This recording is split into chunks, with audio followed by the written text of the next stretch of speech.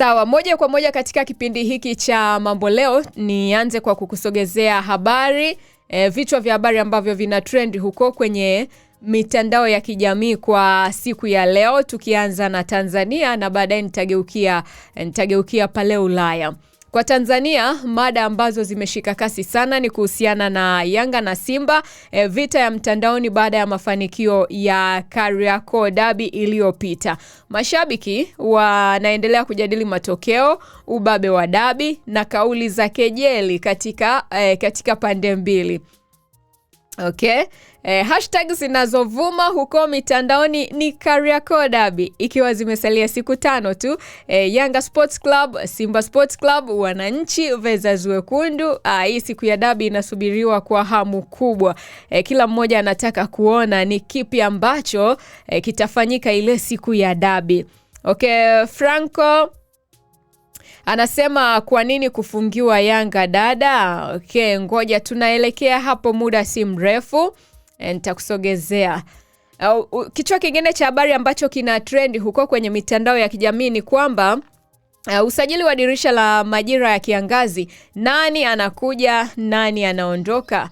Yes, mashabiki wa ligi kuu Tanzania wanafuatilia sana taarifa za usajili na hasa wachezaji wa kigeni na nyota wanaohusishwa na vigogo.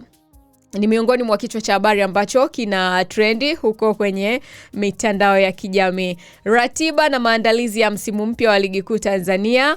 Yes, klabu zinaendelea kujenga vikosi na mijadala mikubwa ni nani ana kikosi bora, nani anaweza kutoa ubingwa na nani amefanya usajili bora. Hivi ni miongoni mwa vichwa vya habari ambavyo vina trendi na ni vitu ambavyo vimekuwa vinazungumziwa sana hasa katika wakati huu wa usajili wa dirisha dogo. Okay, Adam Kinyenzi anasema pre-season ni maandalizi ya msimu unaofuata. Ndio tafsiri halisi, ikiwa ni pamoja na kujiangalia uwezo wa muunganiko kati ya wachezaji wa zamani na maingizo mapya katika kucheza pamoja. Asante sana Adam, jibu lako limeshiba.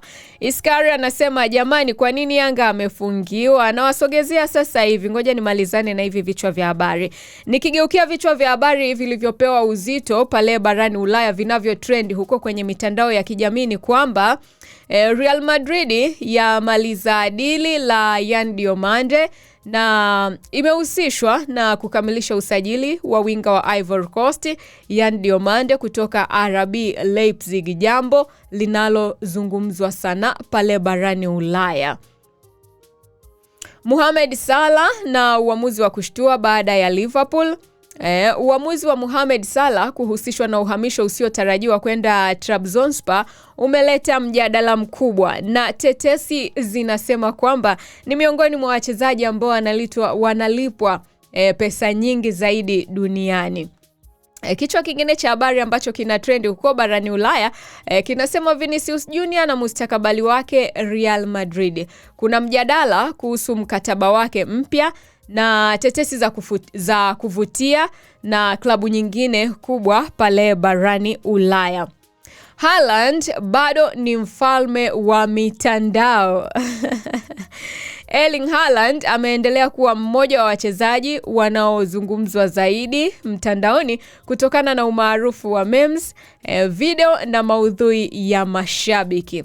Hivi ni baadhi ya vichwa vya habari ambavyo vina trendi huko kwenye mitandao ya kijamii.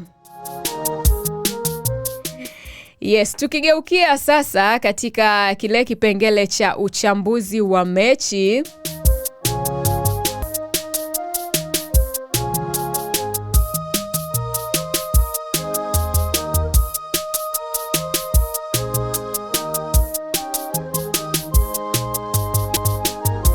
Tukigeukia katika kipengele cha uchambuzi wa mechi, kwa Tanzania mechi za kirafiki ndizo ambazo zinaendelea kwa sasa.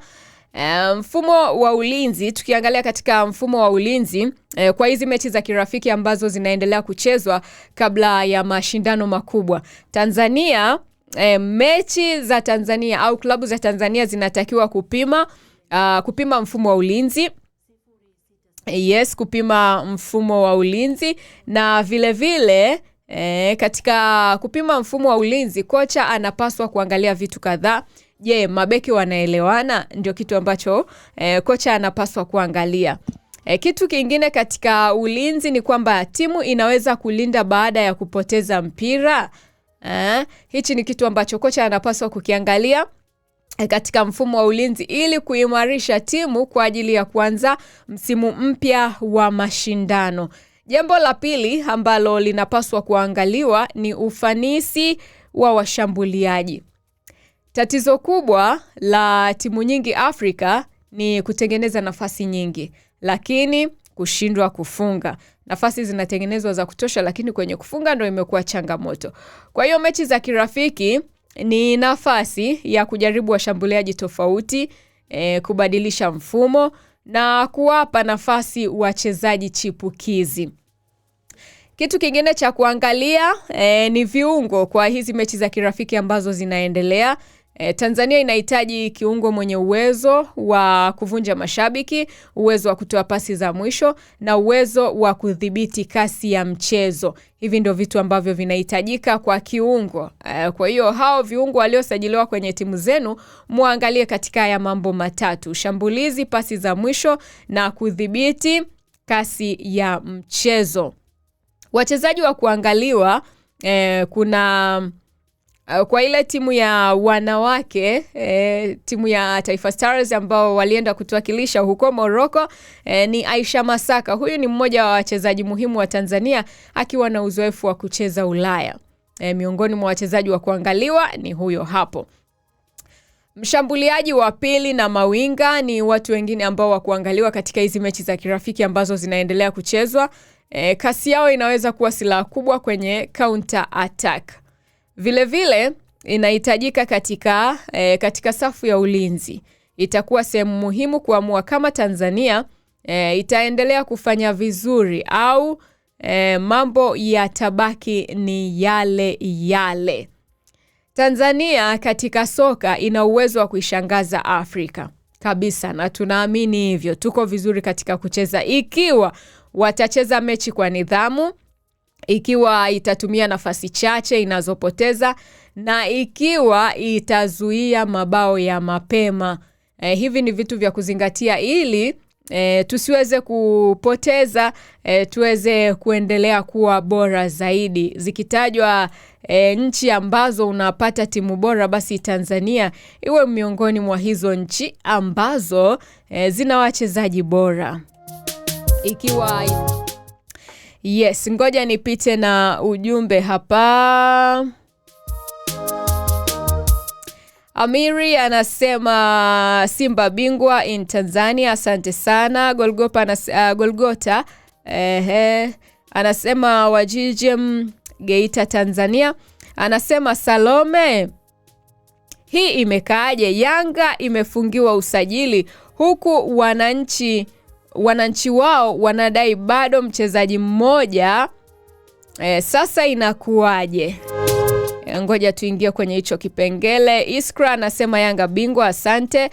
Peter anasema madam umekula kweli, yani we kazi.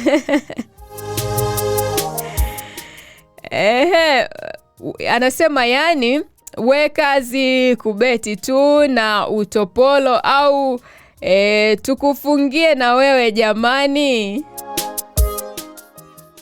Atukufungie kuwa na amani. Asante sana Peter. Sijala Peter, fanya namna nipate lunch. Okay, tugeukie sasa kwenye hii issue ya Yanga. Mimi mwenyewe imekuwa inanitatiza kiasi. Huyu anasema Yanga bingwa mwakani tena, asante sana. Hivi kwanza kabla sijaendelea hapa kwa Yanga nimepita huko mtandaoni bwana, nikaona mbona kama watu wa Simba wanafurahia hivi? Mbona kama wanafurahia hivi? Nikasema anyway, wanasema kwamba mwenzako akinyolewa zako tia maji, waweza kunyolewa muda wowote. Alafu mwenzako akipata tatizo usimcheke. Usimcheke kabisa, we muombe tu avuke salama. Mambo sasa hivi bwana, yani kuna sehemu nilipita nikakuta wameandika wakasema yani huyu Mungu wa sasa hivi anajibu haraka kabla hujasahau kile ulichomfanyia mwenzako.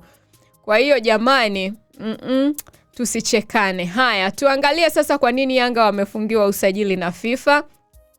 Kwa sababu hii ndio imebeba kichwa cha habari sasa. Tunyumbue na kunyumbulika. Tupeane mawazo hapa, tusaidiane, kila mmoja apate kuelewa kwa nini wamefungiwa, inakuwaje, vipi watatoboa msimu huu, mambo yatakuwaje. Je, Simba wanafurahia Simba wanafurahia Yanga kufungiwa? Okay, tuangalie sasa, tuingie katika uchambuzi wa sakata la adhabu ya usajili kwa Young Africans.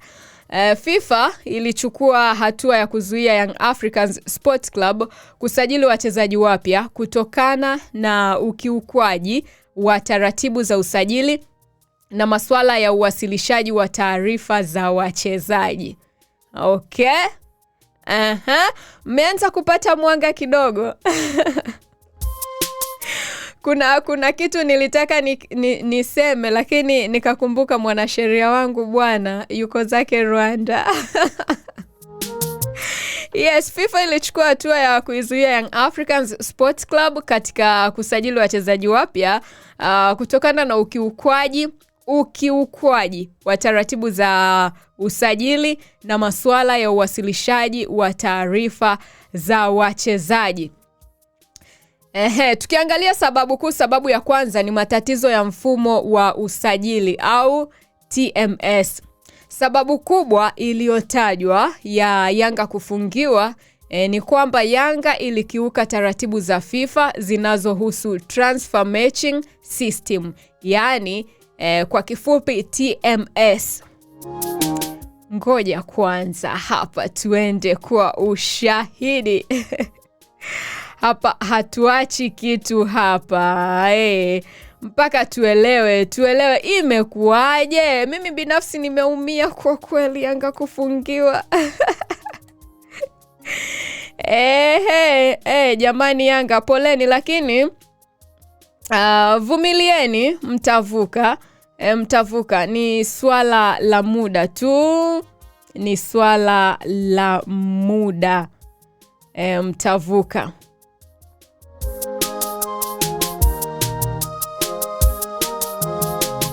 Na hii ya Yanga kufungiwa, nadhani hii itakuwa ni fundisho. Ni fundisho kwa timu za Tanzania. Lazima tujifunze. Yes, kwa hiyo sababu kubwa iliyotajwa na FIFA kwa nini Yanga imefungiwa, ilikiuka taratibu za FIFA zinazohusu Transfer Matching System, yani TMS. TMS ni nini? Tunaenda hatua kwa hatua, neno kwa neno. Ni mfumo wa FIFA ambao klabu hutumia kuingiza taarifa za uhamisho wa mchezaji na kuthibitisha mkataba na vile vile kuweka kumbukumbu sahihi za usajili. Hii ndio TMS. Kwa hiyo Yanga walikiuka, lakini sitaki kusema sana, lakini si mnaona Yanga vitu vyao wamefanya kimya, yani dakika za mwisho. Mwanzoni kabisa wakati usajili umeanza, klabu ya Simba ilionekana kufanya mambo yao kwa uwazi sana, lakini ikiwa Yanga yani tunakuwa hatujui kinachoendelea. Kwa hiyo tuendelee bwana.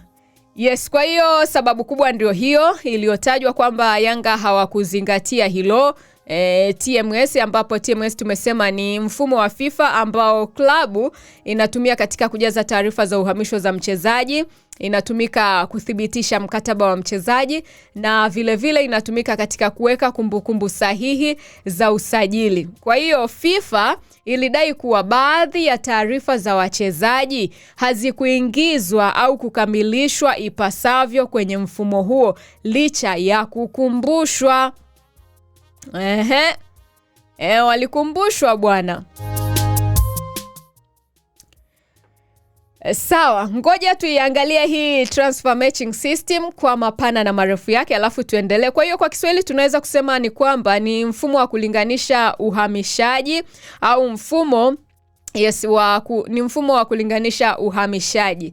Either uhamishaji wa fedha, uhamishaji wa wachezaji, kama hivyo. Ni mfumo wa kiteknolojia ambao unalinganisha na kuthibitisha taarifa kutoka pande mbili au zaidi, kuhakikisha kuwa taarifa zote zinafanana. Kwa hiyo mchezaji kama ametoka klabu A kwenda klabu B, ukienda klabu A taarifa unazozikuta, na ukienda klabu B taarifa unazozikuta ziwe zinalingana. Ndio mfumo huo sasa TMS. Mfumo huu unasaidia kuthibitisha taarifa za mchezaji, unathibitisha kugundua makosa au tofauti katika taarifa za uhamisho. Mfumo huu wa TMS unasaidia kupunguza udanganyifu na makosa ya kibinadamu. Makosa ya kibinadamu kwamba unaweza ukasahau, unaweza hivyo, lakini maandishi mara nyingi huwa hayadanganyi. Na vile vile mfumo wa TMS unasaidia katika kuharakisha malipo au uhamisho wa fedha au kitu kama hicho. Yes, kwa hiyo TMS tumesema ni mfumo unaohakikisha kuwa taarifa za uhamisho kutoka pande mbili zinalingana na kuwa sahihi kabla ya kukamilishwa. Kwa hiyo Yanga hicho kitu walikikiuka, yani hawakukamilisha baadhi ya taarifa za wachezaji. FIFA ilidai hivyo kwamba baadhi ya taarifa za wachezaji hazikuingizwa au kukamilishwa ipasavyo kwenye mfumo huo licha ya kukumbushwa. Kosa la pili ambalo limesababisha klabu ya Young Africans kufungiwa ni kosa la kisheria, kukiuka taratibu za uhamisho. Vilabu vingine nadhani watajifunza kupitia hii. FIFA ilitaja ukiukwaji wa kanuni za uhamisho wa wachezaji, hasa taratibu zinazohusu usajili. Maana yake Yanga ilitakiwa kuhakikisha kwamba kwanza kila mchezaji mpya ana taarifa kamili, pili nyaraka zote zipo za wachezaji wote, na tatu mchakato wa uhamisho umefuatwa. Hapa ndio pale tunarudi katika ile kauli ambayo wanasema vigezo na masharti kuzingatiwa. Lakini FIFA iliona kulikuwa na upungufu. Hiyo ni sababu ya pili iliyopelekea Yanga kufungiwa. Sababu ya tatu ni kwa nini Yanga hailipi madeni ya wachezaji? Kuna watu wanacheka hapo kimoyomoyo. Mimi nawaona na jicho la tatu jamani.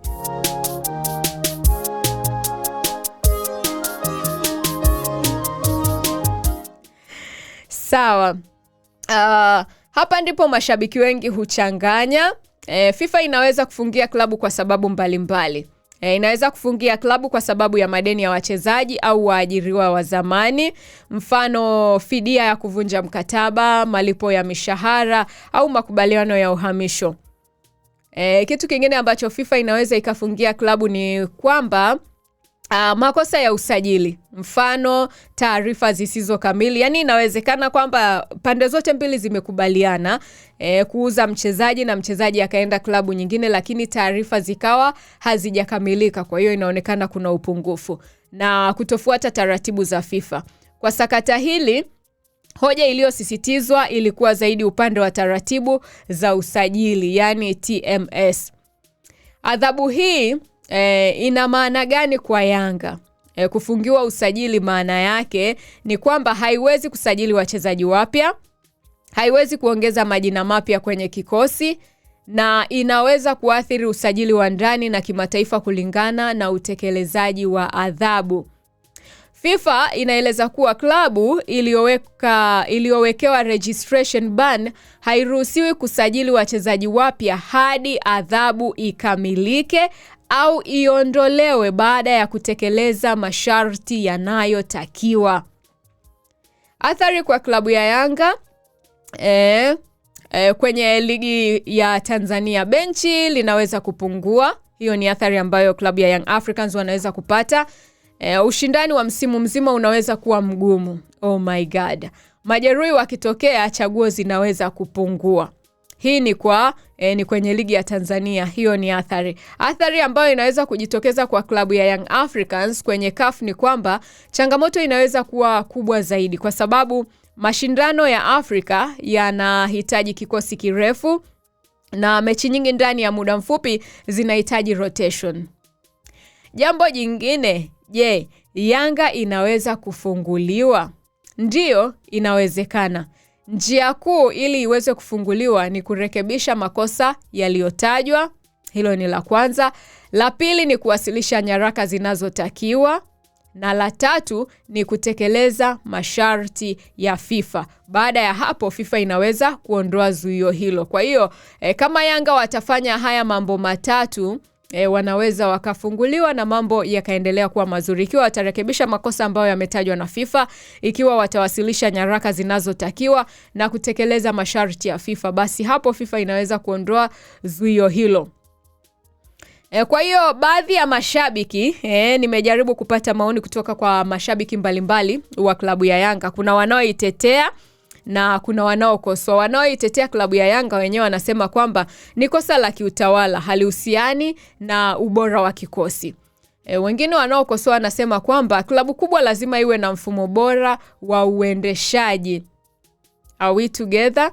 Kwa hiyo kwa tathmini yangu mimi, tatizo kubwa hapa si uwezo wa Yanga uwanjani, bali ni uendeshaji wa klabu kitaasisi. Sheria, kanuni na taratibu lazima zifuatwe kwa wakati na wazingatie muda vile vile. Jamani, ukiambiwa pita kulia, pita kulia. Unajua tatizo bwana, yani tatizo wakati mwingine huwa linakuja kwamba sisi, yani watu wengi tumezoea ile kwamba ukiwa hauna kitu fulani unalalamika, lakini kile kitu ukishaekewa bado hukitumii. Unapindisha, unafanya vile akili yako inavyokutuma na mwisho wa siku unakuta umekosea. Kwa hiyo kwa tathmini yangu ni kwamba tatizo kubwa hapa si uwezo wa Yanga uwanjani, bali ni uendeshaji wa klabu kitaasisi. Katika soka la kisasa, usajili sio kumshawishi mchezaji tu, ni pia kuhakikisha kila hatua ya kisheria imekamilika. Sawa, mmeshazungumza na mchezaji, mmemshawishi, amekubali kuja kwenye timu yenu. Fuateni taratibu zote na hakikisha hatua zote za kisheria zimefuatwa ili kujilinda wewe na kumlinda yule mchezaji. Manake sheria zote zikiwa zimefuatwa, hata mchezaji atafanya kazi yake vizuri akiwa hana wasiwasi. Na klabu inayolenga CAF na mashindano makubwa lazima iwe na idara imara ya sheria. Hakuna kitu siku hizi hakuna kitu kinachoenda bila sheria. Yani sheria lazima ziwepo. Kwamba ukikiuka, umeenda tofauti, basi sheria inakubana ili wote mrudi kwenye mstari. Kwa sababu sheria zisipokuwepo, kila mtu akafanya vile anavyojisikia, ni ngumu sana katika kufikia malengo, kwa sababu kila mtu anakuwa na matamanio yake, kila mtu anakuwa na mtazamo wake. Lakini zikiwepo sheria, wewe ukipinda kulia, mwingine akipinda kushoto, mnarudishwa katika mstari kuendelea kutimiza malengo. Jambo jingine ni kwamba klabu inayolenga CAF na mashindano makubwa lazima pia iwe na wataalamu wa usajili na vile vile iwe na mfumo mzuri wa kuhifadhi nyaraka. Simeona kama sakata la Selemani Mwalimu. Kule wanasema mara taarifa zionekani, mara pesa ililipo huku ikafanya nini. Ndio mambo haya ya mfumo mzuri wa kuhifadhi nyaraka. Kwa hiyo ukiwa na mfumo mzuri wa kuhifadhi nyaraka pale ambapo nyaraka zinatakiwa, ni rahisi kuwaonesha mmesema 1 2 3, lakini nyaraka hizi hapa zinaonesha hivi. Inakusaidia wewe kujilinda. Kwa hiyo swali la kujiuliza wewe kama mwanasoka, mwana Yanga, je, kufungiwa usajili, Yanga kufungiwa katika usajili kunaweza kuathiri uwezo wa Yanga kutetea ubingwa Tanzania au kufanya vizuri CAF, au kikosi walichonacho kinatosha? Hii adhabu ambayo Yanga wamepewa inaweza ikaathiri kikosi hicho chao kwa msimu huu hapa? Inaweza ikaathiri. Shusha maoni yako hapo na sisi wengine tutajifunza kupitia hayo maoni. Ngoja sasa nipite na baadhi ya maoni hapa. Jumbe ni nyingi kweli kweli. Haya, ngoja tuone.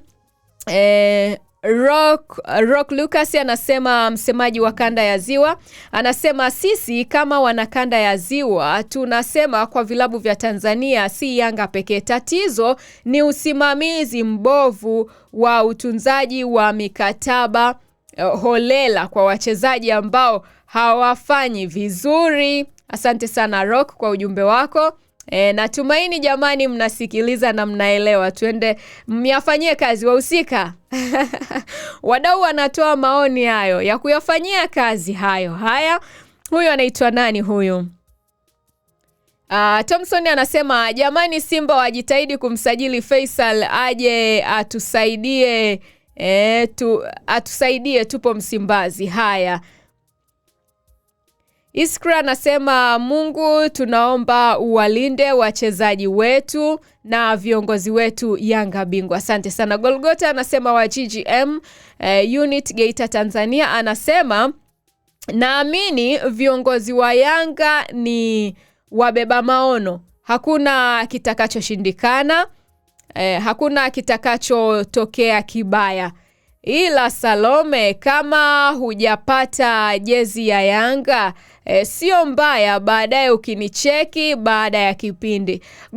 Golgota weka namba yako hapo ni kucheki nipate jezi. Wasimba waliniahidi haijafika, alafu imagine Simba Day ni kesho, mimi navaa nini jamani? Fanyeni jambo basi. Yes, kwa hiyo hizo ndio sababu za klabu ya Yanga kufungiwa usajili. Terry anasema huo usajili utatuachia pressure, utatuachia pressure mama. Namba 6 namba 6 inatutisha sana.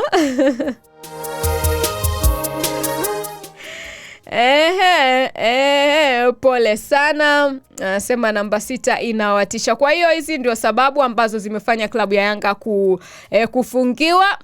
Nikizi summarize kwa ufupi kabisa, sababu ambazo zimefanya Yanga kufungiwa. Sababu kubwa FIFA wanasema ni kwamba Yanga ilikiuka taratibu za FIFA zinazohusu transfer matching system. Yani ni mfumo ambao klabu inatumia kuingiza taarifa za uhamisho wa wachezaji, kuthibitisha mkataba na kuweka kumbukumbu sahihi. Hii ndio sababu kubwa iliyotajwa na FIFA kuifungia klabu ya Young Africans katika kusajili. Maombi anasema vizuri kama inaweza vizuri. Anasema sidhani kama inaweza ikaathiri, maana Yanga kama ni kikosi wanacho. Mashaka, okay. John anasema hatufungwi Yanga bingwa. Ya nadhani wakizingatia kwa sababu wakifanya nini? Wakizingatia wanaweza wakafunguliwa. Ni kitu chepesi ambacho wakikifanya sio kazi ngumu. Kwa hiyo nadhani watafunguliwa kirahisi kabisa endapo watafanya hayo mambo ambayo FIFA wanayataka.